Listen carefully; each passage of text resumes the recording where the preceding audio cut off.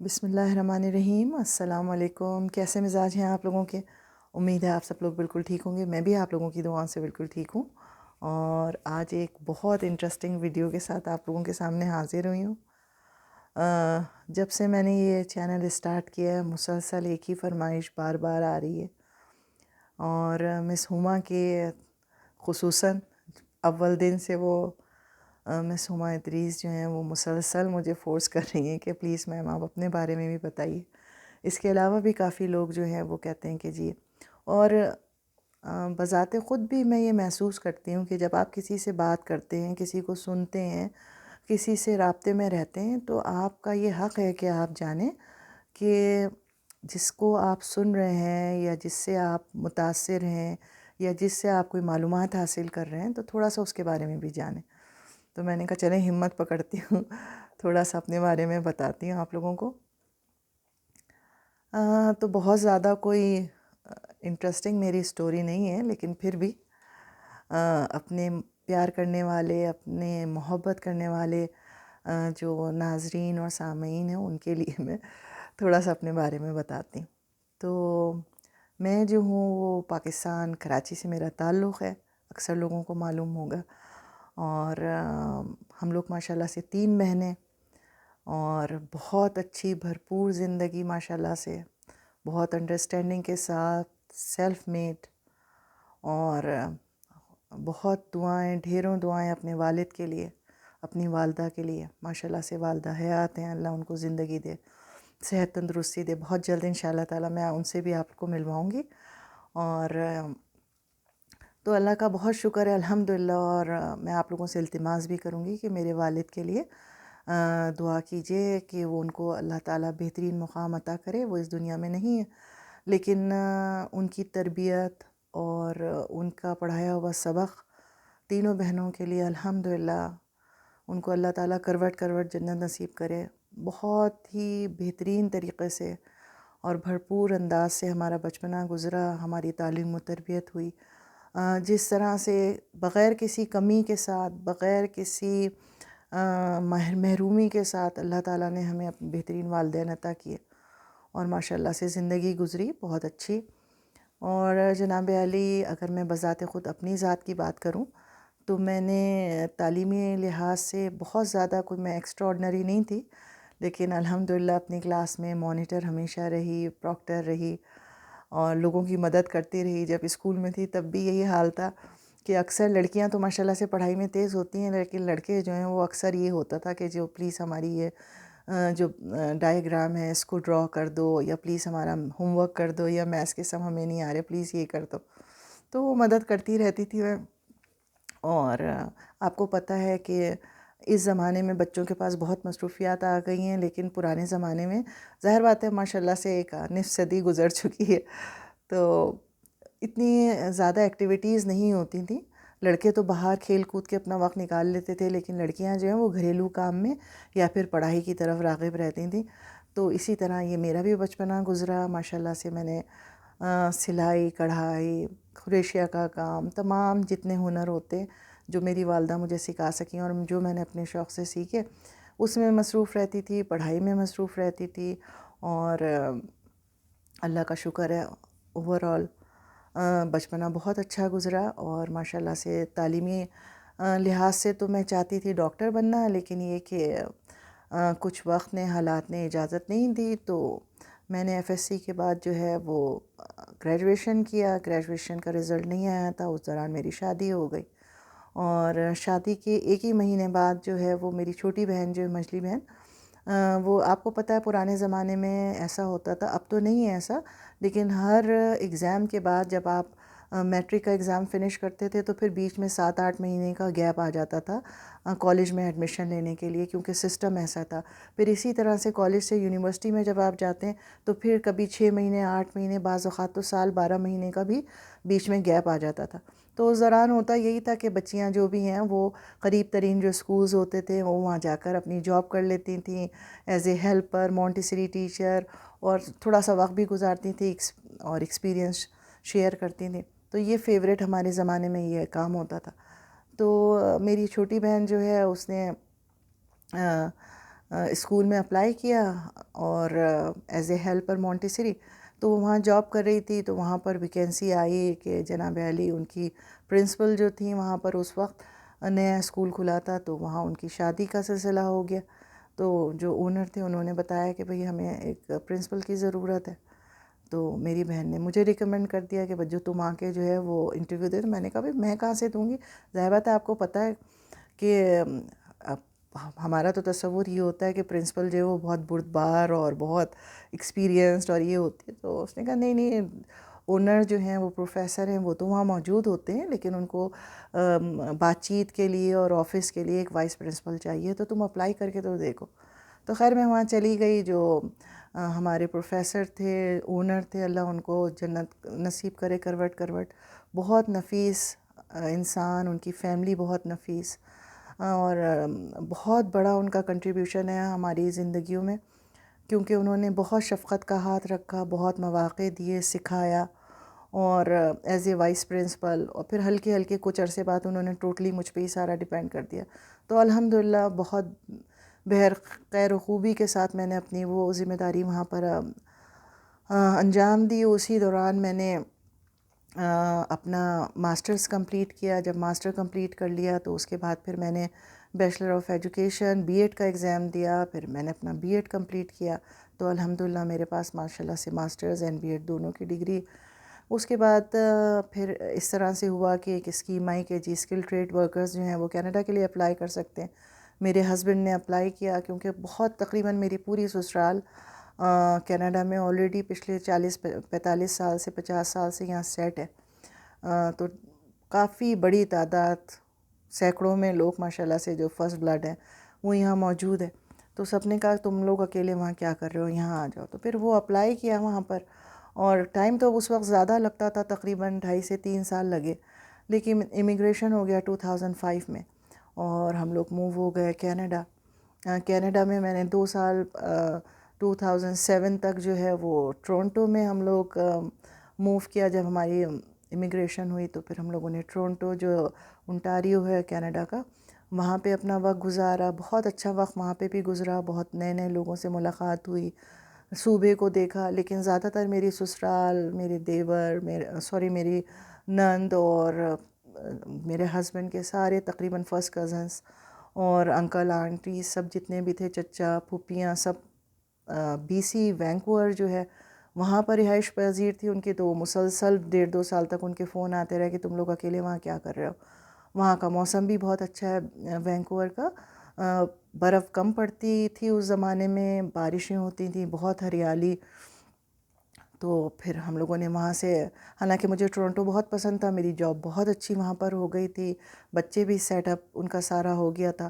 اچھا یہ میں تو بیچ میں بتانا بھول گئی، الحمدللہ میرے 2 بچے ماشاء اللہ سے، ایک بیٹی اب ماشاء اللہ سے نواسہ جو ہے وہ میرا 5 سال کا ہے، اور بیٹا جو ہے ماشاء اللہ سے میرا، اس نے ابھی اپنا گریجویشن کمپلیٹ کیا ہے میکینیکل میں. تو الحمدللہ 2 بچے ماشاء اللہ سے میرے. اور پھر ہم لوگ بچوں کے ساتھ جو ہے پھر وہ وینکوور شفٹ ہو گئے، اور 2007 میں پھر ہم نے تقریباً 5 سال تقریباً وینکوور میں وقت گزارا. بہت خوبصورت، بہت حسین، اور ماشاء اللہ سے کیونکہ رشتہ دار سارے تھے تو لگتا تھا ایسے ہی کہ پاکستان میں بیٹھے ہوئے. اگر گھر میں کوئی میلاد ہے، کوئی دعوت ہے، کوئی فنکشن ہے، تو بڑی مشکل سے چھانٹنا پڑتا تھا 60-70 لوگوں کو، کیونکہ سب سگے ہیں. تو یا پھر کمیونٹی ہالز وغیرہ جو ہیں وہ اس کو ارینج کرنا پڑتا ہے فیملی گیدرنگ کے لیے. ماشاء اللہ سے 200-250 لوگ بالکل سگے سگے بن جاتے. تو بہت اچھا وقت گزرا ماشاء اللہ سے، خوب ہنگامہ رہا. عید، بقرعید، نظر نیاز، کنڈے، جو بھی ہم لوگوں کی ٹریڈیشنل چیزیں ہوتی ہیں، میلادیں، بچوں کی سالگرہیں، کسی کی شادی ہو رہی، بہت بزی وقت گزرا، بہت اچھا وقت. پھر میرے بیٹے کا ایڈمیشن 2012 میں جو ہے یہ اس نے اپلائی کیا، تو پھر ہم لوگ 2013 میں جو ہے وہ اس کے ایڈمیشن کے سلسلے کی وجہ سے البرٹا موو ہو گئے، کیونکہ یہاں کی یونیورسٹی بہت مشہور ہے. تو پھر یہاں سے جو ہے یہ بھی ایک بہت، البرٹا کا صوبہ بہت اچھا ہے، اور یہاں برف باری اور ٹھنڈک بہت زیادہ ہوتی ہے. لیکن یہ کہ بچوں کے مستقبل کے لیے آپ کو پتہ ہے موو تو کرنا پڑتا ہے. تو پھر ہم لوگ یہاں موو ہو گئے، اور الحمدللہ آپ یہیں پہ موجود ہیں. اور اپنی زندگی جو ہے وہ گزار رہے ہیں. یہاں سردی بہت زیادہ پڑتی ہے. ابھی پچھلے تقریباً 10-12 دن جو ہے وہ -35 ٹیمپریچر رہا ہے. اور ٹیمپریچر بھی جب یہاں پر ہوتا ہے ویدر اس کو 2 طرح کاؤنٹ کرتے ہیں. ایک تو جو ہمارا میٹر ہے جو پیمانہ ہے اس پہ آتا ہے، یعنی مائنس اگر فرض کیجیے -35 یا -37 ہے. اور دوسرا ٹیمپریچر ہوتا ہے فیل لائک، جس کو کہتے ہیں یعنی آپ کو کیسا محسوس ہوگا ہوا کے ساتھ اور نمی کے ساتھ. تو وہ -45 46 تک پہنچا ہے. یعنی اگر آپ باہر نکلتے ہیں تو 1 منٹ کے اندر اندر آپ کا ہاتھ اور منہ جو ہے وہ جم سکتا ہے، خون جم سکتا ہے. تو اس لیے بہت زیادہ پریکاشنز ہوتی ہیں. لیکن کیونکہ اس صوبے میں ہمیشہ سے اسی طرح کینیڈا میں خصوصاً اور سردی پڑتی ہے تو یہاں پر کوئی چیز بھی بند نہیں ہوتی ہے. اسکول اسی طرح کھلے ہوئے ہوتے ہیں. صرف جو ڈریس اپ ہے وہ اس کا انداز بدل جاتا ہے. 4 موسم ہیں تو چاروں موسم کے کپڑے بالکل الگ ہوتے ہیں. ایون جوتے، موزے اور جیکٹس، ٹوپے، گلوز، ایوری تھنگ جو ہے وہ موسم کے لحاظ سے ہوتی ہے.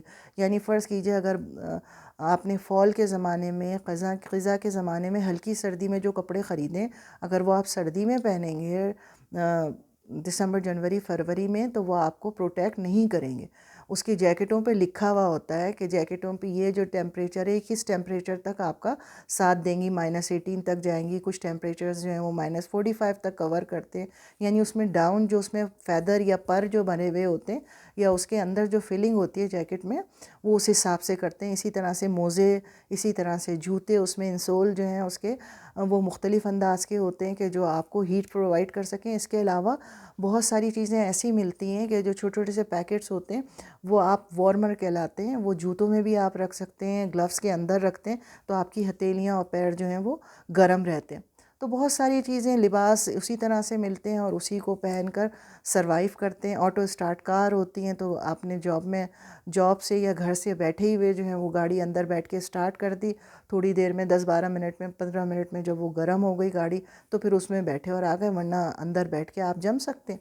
پھر جگہ جگہ جو ہے وہ پاور پلگس لگے ہوئے ہوتے ہیں اور آپ کے انجن کو گرم کرنے کے لیے جب آپ گاڑی کھڑی کرتے ہیں، جیسے فرض کیجیے 8-10 گھنٹے کی جاب ہے تو وہ جگہ جگہ پولز ہوتے ہیں الیکٹریکل فری ہوتے. اس میں آپ نے پاور پلگ جو ہے اپنی گاڑی کا لے کر تار کے ساتھ ادھر پلگ کر دیا تو آپ کی گاڑی جو ہے وہ چارج، بیٹری جو ہے وہ آپ کی چارج رہتی ہے، وہ ڈاؤن نہیں ہوتی. تو جس طرح سے جیسی رہائش ہوتی ہے اسی طرح سے انتظامات ہو جاتے ہیں. تو یہ ہے کل کہانی جو میری سٹوری ہے. اور طبیعتاً مزاجاً جو ہے وہ میرا فیوریٹ جو ہے وہ اقبال اور علامہ اقبال صاحب اور رحمۃ اللہ علیہ اور سر سید احمد خان، ان کو پڑھ کے میں بڑی ہوئی ہوں. ظاہر بات ہے ماسٹرز میں میرا تھیسس بھی جو تھا وہ علامہ اقبال پہ تھا. تو یہی ہے، زندگی کے رنگ اسی طرح سے ہوتے ہیں کہ سب سے پہلے جو ہے وہ آپ دنیا میں مشغول ہوتے ہیں ہلکے ہلکے، پھر آپ کو اپنے مذہب سے اور اپنے جہاں آپ رہ رہے ہوتے ہیں اس سے محبت پیدا ہونی چاہیے. تو اپنی زندگی جو ہے اس کو ڈیوائڈ کرنا پڑتا ہے. مولا علی کا بھی قول ہے یہی کہ آپ اپنی زندگی کو 3 حصوں میں تقسیم کریں، اپنے دن کو 3 حصوں میں تقسیم کریں. ایک حصہ جو ہے وہ دنیا کے لیے ہو، ایک حصہ جو ہے وہ دین کے لیے ہو، اور ایک حصہ آپ کے لیے ہو. کیونکہ شدت پسندی اسلام میں بالکل منع ہے. ایسا نہیں ہے کہ صرف آپ دنیا ہی میں کھو جائیے، ایسا نہیں ہے کہ آپ صرف اور صرف جو ہے وہ اپنے آپ میں کھو جائیں. تو ایسا بھی نہیں ہے کہ آپ صرف دین کے ہو کے رہ جائیں. تو اپنے زندگی کو جو ہے اسی اصولوں کے اوپر جو ہے وہ فالو کرنے کی کوشش کرتی ہوں حتی الامکان کہ اپنے آپ کو جو ہے وہ بہتر سے بہتر جو ہے وہ پیش کر سکوں. اور کوشش یہ کرتی ہوں کہ جب دنیا کے لیے نہیں لیکن سوچتی یہ ہوں کہ کیونکہ دیکھیں مومن جو ہے نا، مومن کی پہچان کیا ہے کہ مومن کی تنہائی جو ہے وہ پاک ہونی چاہیے. تو مومن کی تنہائی پاک ہونے کا کیا مطلب ہے کہ یعنی جب آپ اکیلے ہوں نا تو آپ اکیلے میں تنہائی میں کیا سوچتے ہیں اپنے لیے، دوسروں کے لیے. کیونکہ تنہائی ایسی ہوتی ہے کہ آپ کو ہر چیز پہ دسترس ہوتی ہے، کوئی آپ کو دیکھ نہیں رہا ہوتا ہے. آپ کو سارا جتنا آپ کو کیا کہنا چاہیے کہ ہر چیز آپ کے لیے اویلیبل ہوتی ہے. تو آپ کو اپنی تنہائی کو پاک کرنا ہے اور اپنے نفس کو مطمئن رکھنا ہے. اگر اپنے نفس کو مطمئن نہیں کریں گے، آپ خود ہی اپنے اندر ہی فیلنگ ہر وقت بے چینی محسوس کریں گے، اور وہ ہوگا تبھی کہ جب اپنی زندگی کو آپ پراپر ڈیوائڈ نہیں کریں گے. کیونکہ یہ قانون فطرت ہے، ہم جس فطرت پہ پیدا ہوئے ہیں ہمیں اس فطرت کو ساتھ لے کے چلنا ہے. اگر صرف آپ دنیا میں کھو جاتے ہیں تب بھی آپ بے چین رہیں گے. اگر آپ صرف دین کے ہو جاتے ہیں تب بھی آپ بے چین رہیں گے. کیوں؟ کیونکہ آپ دنیا کا پورشن، جو حقوق العباد ہیں، جو دنیا کے آپ کے فرائض ہیں دوسروں کے لیے، اس سے آپ کیا کہنا چاہیے کہ وہ آپ فلفل نہیں کر پائیں گے اپنی ڈیوٹیز جو دوسروں کے اگینسٹ ہیں، چاہے وہ پڑوسی ہوں، چاہے آپ کے گھر والے ہوں، چاہے آپ کے رشتہ دار ہوں، چاہے آپ کے فرینڈز ہوں. تو آپ اسی طرح سے اگر نماز روزہ اور جو واجبات ہیں ان کو آپ پورا نہیں کریں گے تب بھی آپ بے چین رہیں گے. تو اس لیے اپنی زندگی جو ہے اس کو آپ پراپر ارینج کریں، اور تھوڑا تھوڑا تھوڑا تھوڑا جو ہے وہ ساری چیزوں کو ٹائم دیں. ایسا نہیں ہوتا کہ اوور نائٹ کچھ چینج ہو جاتا ہے، ہلکے ہلکے ہلکے اپنے آپ کو تبدیل کرنا پڑتا ہے، اور ہلکے ہلکے جب آپ کی نیت اچھی ہوتی ہے تو تبدیلی بھی آ ہی جاتی. تو یہ میری اسٹوری ہے. اور جناب علی، اس کے علاوہ بھی اگر کچھ آپ جاننا چاہتے ہیں تو انشاءاللہ تعالیٰ ضرور مجھے بتائیے، میں آپ کو اپنے بارے میں بتاؤں گی. تو تھوڑا سا یہ میرا انٹروڈکشن تھا. انشاءاللہ تعالیٰ جب وقت ملے گا بہت جلدی میں آپ کو اپنی ورک پلیس جہاں کام کرتی ہوں اس کا بھی ٹور کرواؤں گی، اس کے علاوہ اپنے گھر کا بھی ٹور کرواؤں گی. اور انشاءاللہ تعالیٰ پھر ملاقات ہوگی آپ سے. اپنا بہت خیال رکھیے گا، دعاؤں میں یاد رکھیے گا، اور گھبرانا بالکل نہیں ہے. اگر آپ حق پر ہیں اور اگر آپ دوسروں کے لیے اچھا سوچتے ہیں تو اللہ خود بخود آپ کے لیے اچھا کرنا شروع کر دیتا ہے. آپ کو کسی بھی محنت کی ضرورت نہیں ہوتی، لیکن صرف رزلٹ جو ہے وہ اللہ پہ چھوڑنا ہوتا ہے، بندوں پہ نہیں چھوڑیں، ورنہ آپ کو فوراً انسان بڑا بے صبر ہے. آپ نے کچھ نیکی کسی کے ساتھ کی، آپ کا فوراً دل چاہتا ہے کہ آپ کو بدلے میں ویسے ہی نیکی ملے. آپ نے تو ایسا کیا تھا، انہوں نے تو آپ کو اس طرح کا رسپانس نہیں دیا. تو بندوں سے امید نہ لگائیں، اللہ سے امید لگائیں. اور انشاءاللہ تعالیٰ جب اللہ سے آپ اپنی امید رکھتے ہیں تو اللہ کا تو وعدہ ہے کہ میں ایک نیکی کے بجائے جو ہے اس کا بدلے میں 70 نیکیوں کا آپ کو ثواب دوں گا. تو 70 گنا تو ملتا ہی ملتا ہے. ٹھیک ہے، تو اپنا بہت خیال رکھیے گا، دعا میں یاد رکھیے گا. اللہ حافظ.